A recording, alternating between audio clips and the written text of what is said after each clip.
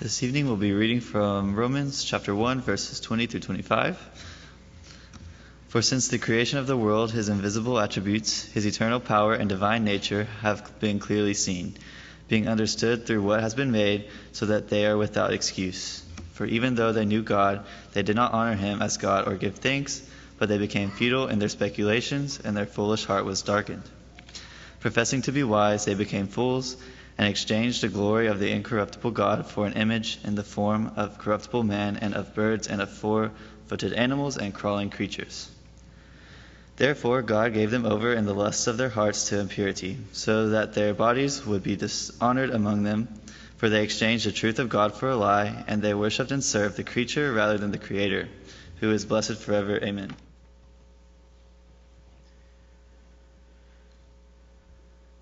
Some years back, when we were in North Carolina, being in a location that was surrounded by three major universities, UNC, University of North Carolina, and North Carolina State, we saw a lot of things in regard to atheism. There was a much greater number of people that would claim such a thing in that area than what we probably see here in Tyler and White House. To the extent that there were some billboards that were placed up around the Metroplex area. These billboards were put up to promote atheism, to promote the idea that just normal and pretty much every normal person is an atheist. And some of them said, and this one's not on the board, but said, "I'm an atheist, not a boogeyman," and had the person's face and their name. One said, "There is no God. Stop worrying and enjoy life." Ones that we see up here says, "We've got the whole world in our hands." That's a scary thought, isn't it? One said, "I'm saved from religion." I don't know if all of them. That one kind of bothered me the most, as if religion, we're the bad people in this situation, as if we're trying to force people to do anything. One says free thinking moves America forward.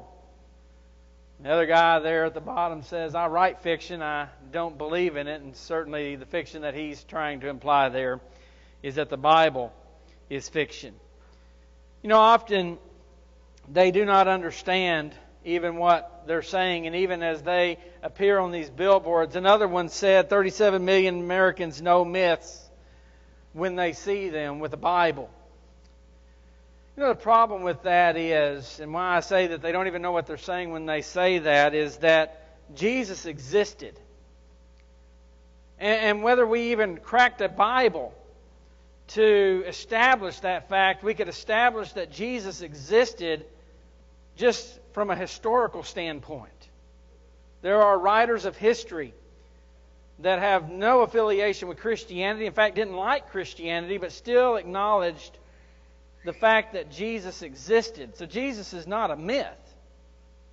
You may want to look at other things, they might want to say other things from Genesis and other places are myths, whatever they want, but when it comes to Jesus Christ, you don't know what you're talking about if you're going to put him in the category of a myth, because it is very clear and very true that he existed. People are like this in many areas. They say a lot of things. They carry some kind of tagline around in their life. They put some kind of label on themselves, and yet they don't even really understand the thing that they claim to be so impassioned about. We see it with things like man-made climate change. We see it with organic macroevolution. People not even understanding what they're saying half the time in regard to that, even in support of it. They believe what they read in so-called history books, and what we've seen recently with 1692 Project, where just write anything and whatever opinion you want to have about history, and somehow it becomes the facts.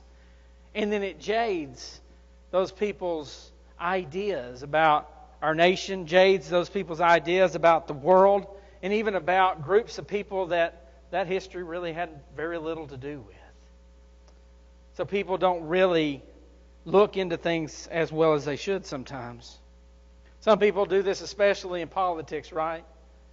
They just blindly follow somebody. They just blindly follow a political party or a political candidate without really asking any questions as to why or whether what that party is standing for or that person is standing for, or whether that's a good thing to be attaching yourself to. Some years ago, you know these guys that go around and they interview people on the street, and they took this one particular political candidate that some people were were supporting, and they said that candidate was wanting to repeal the Bill of Rights, and did they think that was a good idea? And just because they put that candidate's name to it, almost every person they asked that was a supporter of that person said, yes, we think they should repeal the Bill of Rights. Can you believe that? Not even thinking that one through. Another candidate, they said, shouldn't this president bomb Russia or send a nuclear missile to Russia so they'll stop causing us trouble? This was several years ago, not dealing with today's stuff. And a bunch of people said, yeah, we think they should, because they believe that candidate or that political person wanted to do that. You know, there's no thought process, just simply following blindly some person or some ideology.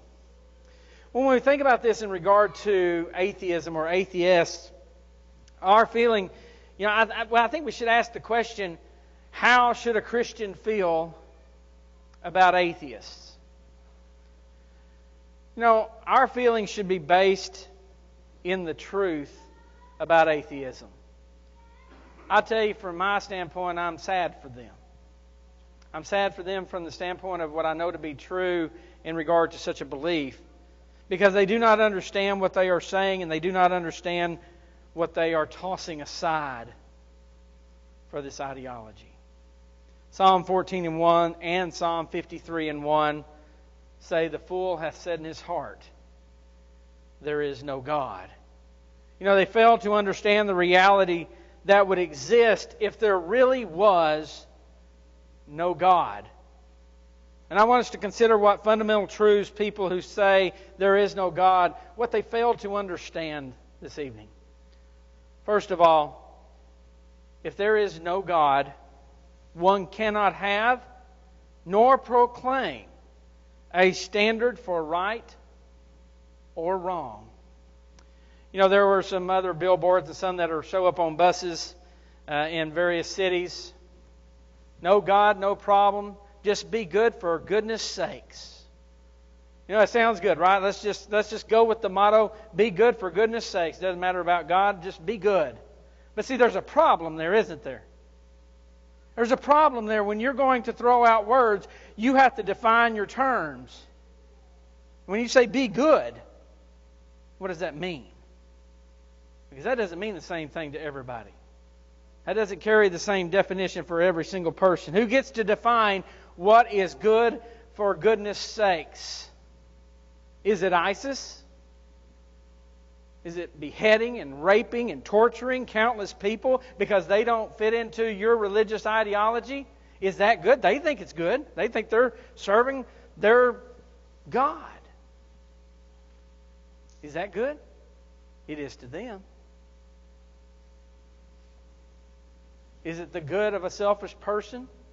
Is it the good of someone like Vladimir Putin? Is it the good of some other country's leader that seeks only to have what he wants? He thinks that's good. He thinks that's what's best. Is it what you think is good? You're right. And if you're going to tell me what is good, I want to know what gives you the right to tell me that. What makes you any more authoritative than me or anyone else sitting here tonight to determine and to decide what is good? Where do we get the authority to enforce any type of morality on someone else? You don't have it, and I don't have it. None of us have that authority to create and enforce a personal goodness on others. If a person rejects the existence of God, they have to reject a standard. They have to reject a standard for good, a standard for right. And if you're still trying to be good, you're still trying to hang on to God. Because otherwise there's no way to define that word. There's no way that word means anything to everybody. Where there is no God, there is just nature, folks. There is just instincts. Lions kill other animals. They also kill other lions. And it's not because they're bad lions or good lions. They're just lions. And they just do what they do. And that argument can be made in the absence of a standard. That we just do what we do. And it's not good. It's not bad. It is not choice. It's just survival. It's just instinct. Life without God is not about right and wrong. It is truly the survival of the fittest. And why wouldn't it be? And this is what some that deny the existence of God find most attractive. They do find attractive that there are no constraints, but you can't put an end to that. There's no constraints in this particular area, but you can't go this far because who gets to decide what is too far? No constraints is no constraints. And they like that. They don't want their life to have constraints to their desires and their inhibitions. When we think about people's desires and people's inhibitions, some people have some really bad desires and inhibitions that they think is good for them. In such a world, the one that denies God will either be a person that hurts others, or they will be a victim of those that will. Psalm 10 and verse 4 says, "The wicked in the haughtiness of his countenance does not seek him. All his thoughts are, there is no God." Without God, good is ultimately what I want. And no one is above me. However, if this is where a person wants to exist, you cannot have your cake and eat it too. They must remember when they are mistreated, when a loved one is murdered or abused, or when someone is fitter in the survival of the fittest struggle, takes everything from them, they cannot cry that it is wrong. They cannot say those things are bad because they have no right to make a standard of right or wrong, of good or bad. And that's tragic. And that's a horrible way to live. It's moral anarchy. Murder? It's okay. Rape? Okay. Kidnapping, cannibalism, genocide? They're all okay. That's what a world is without God. There truly isn't a God. You cannot have a standard. Because He is the standard. He's the only one at a place to be able to set the standard for His creation. But that's what atheists must accept when they deny the existence of God. Second, if there is not a God, a person is completely on their own. There are a small number of people in this world that a person can truly count on. Such people do all that they can to care, all that they can to help. However, even those people cannot be there all the time. They are out of town sometimes. They leave our lives through death. They cannot be there late at night when we can't sleep or we have the nightmares of the things that are plaguing us in our lives. And we are tortured by those things that we cannot control and left to suffer without hope. They're not there. If there is no God, we are each on our own. And no one can truly help us. No one can help us with the many external and internal problems that we will face in this life. And that should scare us to death. This life is hard. And if you don't know that, you haven't lived very long. This life is hard. It's difficult. And I would say by ourselves, it's impossible. Third, without God, nothing a person accomplishes in this life has any lasting value.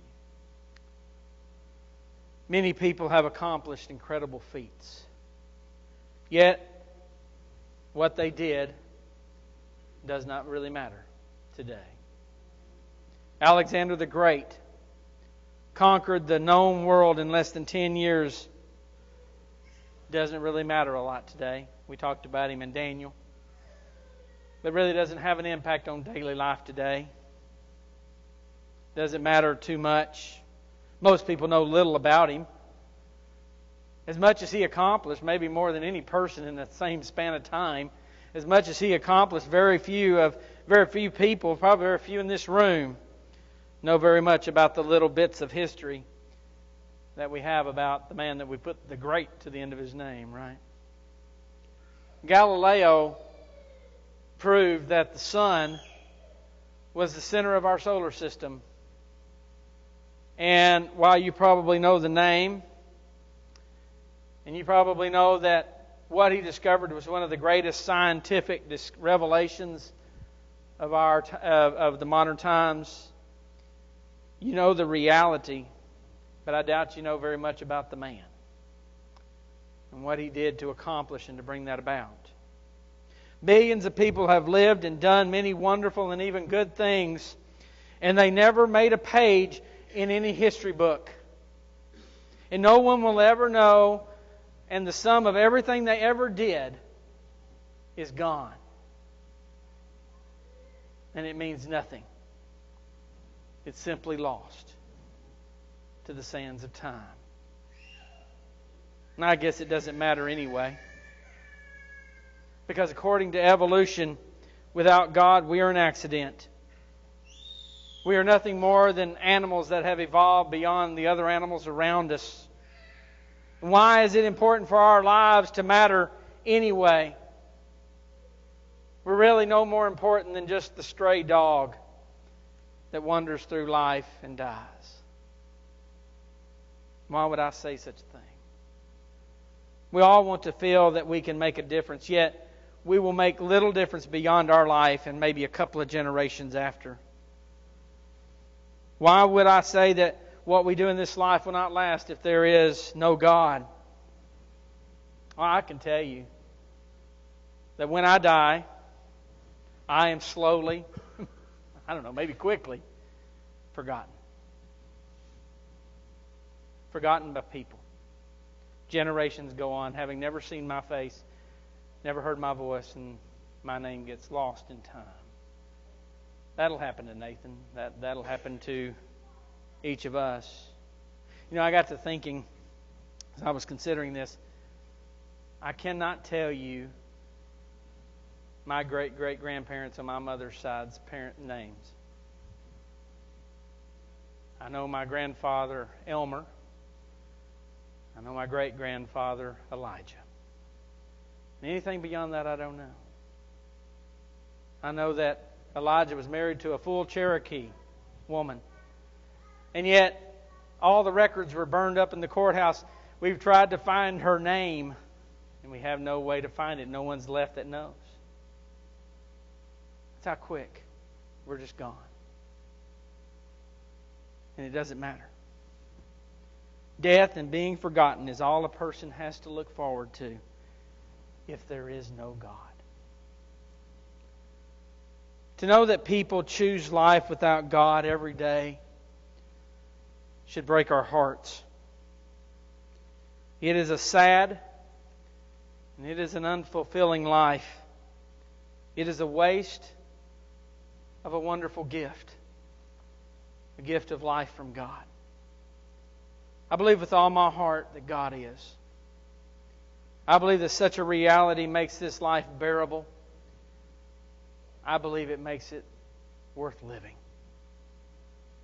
Because there is a God, there is one that has authority to establish moral authority. And I can know and live according to that which is right, and I can proclaim that it is right and that it is good with certainty that my Creator determined that.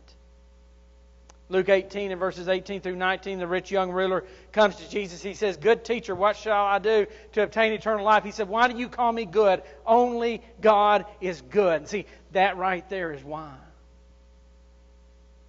God is the one that can distinguish what is right, wrong, good, bad, to set the standard. Righteousness is being right. It is true goodness. And that righteousness flows from the commands of God according to Psalm 119 and 172. And such righteousness provides direction for our lives and for the lives of many. I am thankful to live in a nation that derived many of its laws from the laws of the Bible and from God and from Christianity. I'm thankful for that. And if you want to better understand the blessing of God through His standard of good, go to places like North Korea. And go to Syria. Places whose laws and culture do not have a Christian background. And if you get out of those countries when you go there, you'll come to understand some things about how blessed we are. It's not that we're perfect here, and it's not that we've always lived up to the laws that we should. But the laws that we have are laws that are based in what is right and good according to God. So many of them. You know, because of the reality of a God that is everywhere, I am never alone. Jesus promised that He would be with me always, even to the end of this age. My prayers are heard, and God reaches to me in providence and power to help me and to see me through this life, and He'll do the same for you. I can face, I can endure, I can overcome whatever this life has in store because I have a God that will never allow more to be placed upon me than I can bear. And even if that choice, even if that thing I have to make the choice about costs me my life, He's still there. And that brings us to the last thing. All that I do in this life to serve my God will have an effect that is eternal. As Paul spoke to the Corinthians about death, he spoke to them about the resurrection to life eternal. He said, "Therefore, my beloved brethren, be steadfast, immovable, always abounding in the work of the Lord." Why should we do that, Paul? Knowing that your toil is not in vain in the Lord. 1 Corinthians 15 and verse 58. Jesus in Matthew chapter 6 and verse 20 told us to store up treasures in heaven because they will never go away. Moth and rust do not corrupt, and thieves do not break in and steal. Unlike the accomplishments we have on this earth that are going to go away one day, it is the things that we do for God and His people. Those are the things that we go on. They go forward. They take us into the eternal ages. What I do for God will continue on in my life eternal. It will continue on in the lives of other people that I have helped come to Christ and into their eternal lives. It is the work that continues to prosper for generations and will be beneficial long after this earth is burned up and time is no more.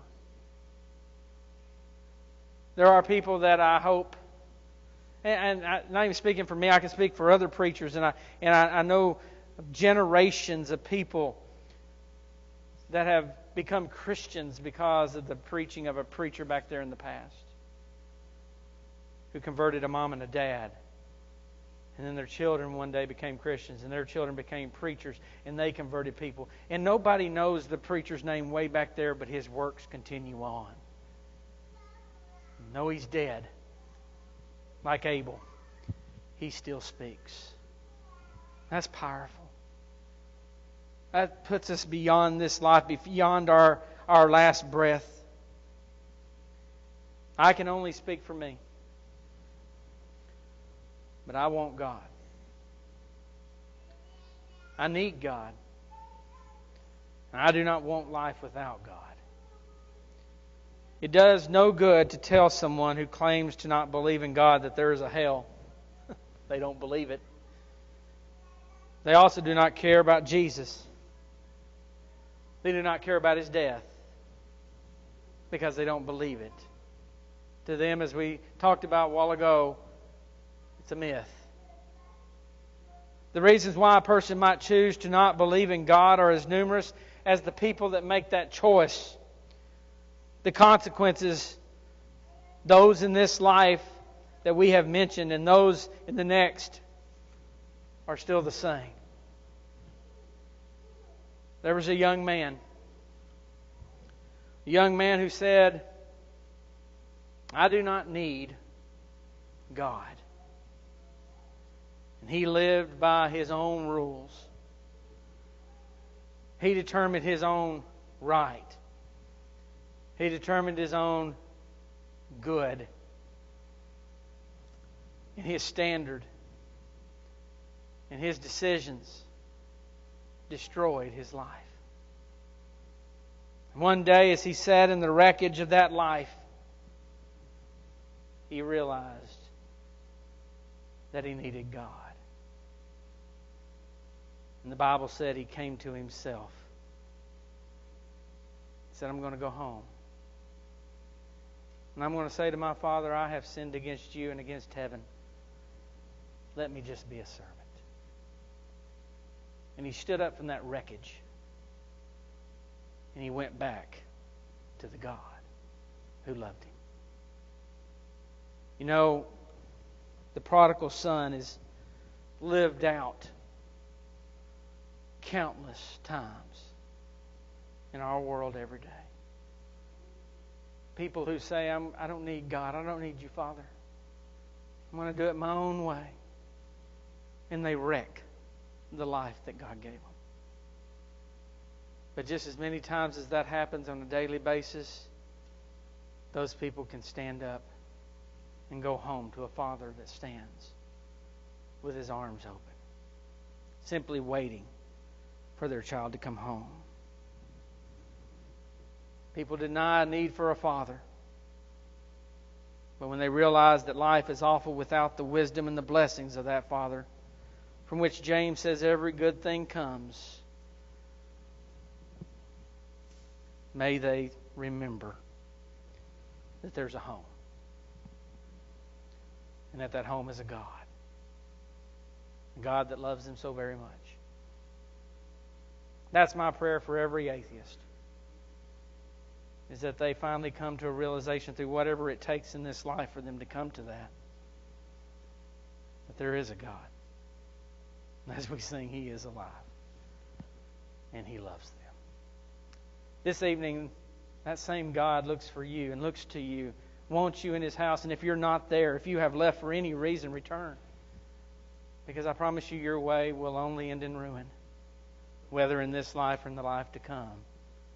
That is the sure end. But God stands waiting. If we can help you, won't you let us as we stand, as we sing.